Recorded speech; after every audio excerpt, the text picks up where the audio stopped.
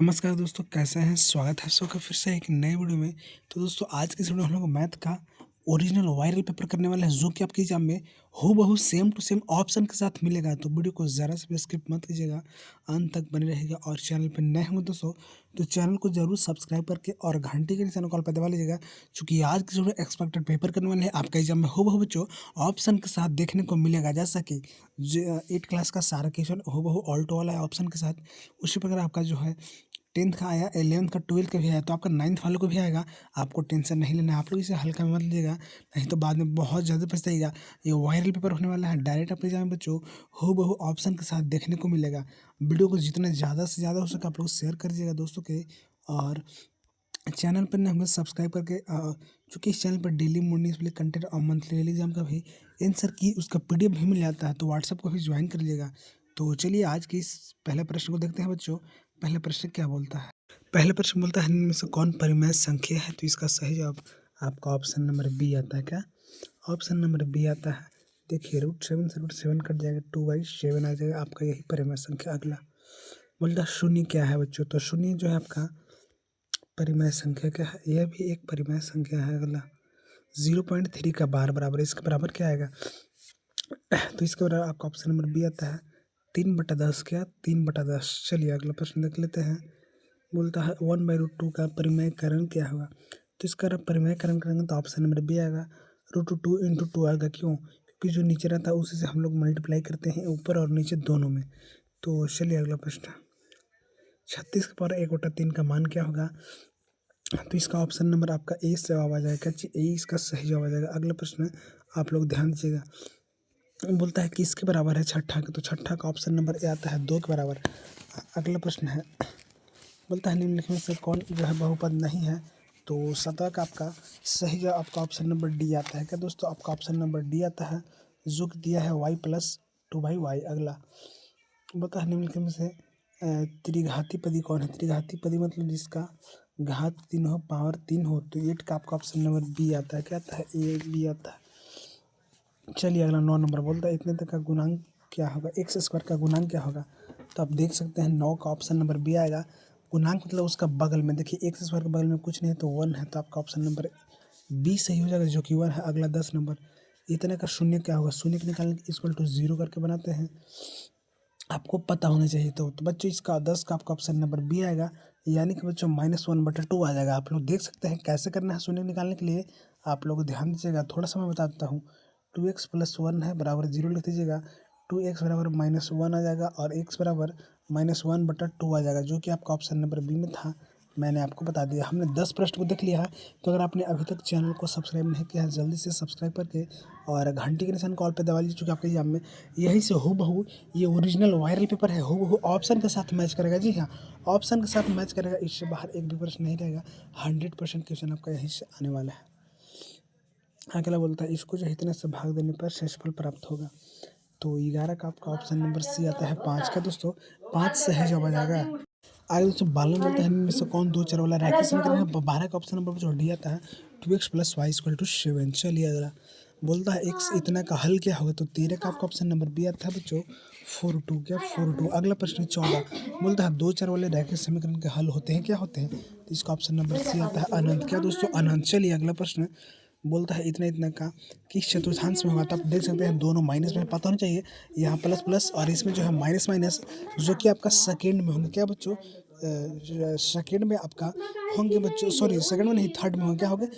Third में, क्योंकि इधर प्लस माइनस और इधर भी प्लस और इधर माइनस, तो यहाँ प्लस माइनस, यहाँ माइनस, यहाँ माइनस, दोनों माइनस में, इसलिए आपका ऑप्शन नंबर तृतीय में होगा, जो कि बच्चों आपका ऑप्शन नंबर सी में है। क्या सी में है? चलिए अगला आगे बोलता है बिंदु सी का निर्देशांक। आप देख सकते हैं इसका ऑप्शन नंबर ए आता है। क्या बच्चों? इसका ऑप्शन नंबर ए आता है, पहले x वाला -5 और उसके बाद 2 ए में है। चलिए अगला प्रश्न, बोलता है इतना का संपूरक कोण क्या होगा? तो इसका ऑप्शन नंबर डी आता है बच्चों 75 डिग्री। क्या 75 डिग्री? अगला बोलता है ये दो कोनों का योग 90 डिग्री हो, तो उन कोनों को क्या कहते हैं?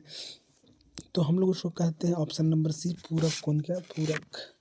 चलिए अगला बोलता है आकृति में इतना इतना का x का मान क्या होगा? तो बच्चों 19 का आपका ऑप्शन नंबर ए आता है 98 डिग्री। क्या 98 डिग्री। अगला 20 नंबर बोलता है आकृति में एक्स का मान होगा क्या होगा, तो इसका ऑप्शन नंबर ए आता है 80 डिग्री। क्या 80? हमने अभी तक 20 प्रश्न देख लिया। तो चैनल पर नए होंगे जरूर सब्सक्राइब करके और घंटे के निशान कॉल पर दबा लीजिएगा। पीडीएफ के लिए व्हाट्सएप ज्वाइन कीजिएगा, लिंक दिया गया है डिस्क्रिप्शन में, चूँकि ऑल प्रश्न आपके यहीं से आएंगे। चलिए अगला बोलता है कि त्रिभुज में तीनों कोनों का योग क्या होता है, तो इसका आपका ऑप्शन नंबर 21 का बी आएगा 180 डिग्री। चलिए अगला 22 बोलता है निम्नलिखित में से कौन त्रिभुज की सर्वांग क्षमता की कसौटी नहीं है, तो इसका ऑप्शन नंबर सी आता है SSA। चलिए अगला बोलता है इतना इतना और इतना में PQ हो तो क्या होगा, तो 23 का ऑप्शन नंबर डी आता है त्रिभुज ABC = इतना। अगला बोलता है एक चतुर्थांश के 3 कोनों का मान इतना इतना है, तो चौथे कोण क्या होगा, तो बच्चों 24 का ऑप्शन नंबर ए आता है 100 डिग्री। क्या चीज़ 100। चलिए अगला 25 बोलता है एक समांतर चतुर्भुज इतना इतना में 135 डिग्री तो कोण बी का माप क्या होगा, तो 25 का बच्चों आपका ऑप्शन नंबर ए आएगा 45 डिग्री। चलिए अगला बोलता है समचतुर्भुज में विकर्ण परस्पर होते हैं, किसके परस्पर होते हैं, तो ऑप्शन नंबर सी आता है लंब का। किसका? लंब का।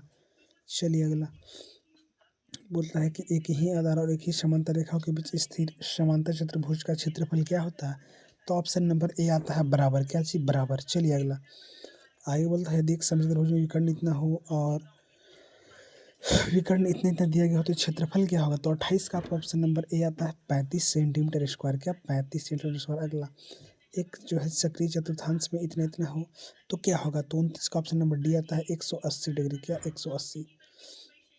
चलिए अगला देखते हैं। बोलता है वृत्त की सबसे बड़ी जीवा क्या है, तो इसका ऑप्शन नंबर बी आता है व्यास। क्या? व्यास मीन्स डायमीटर।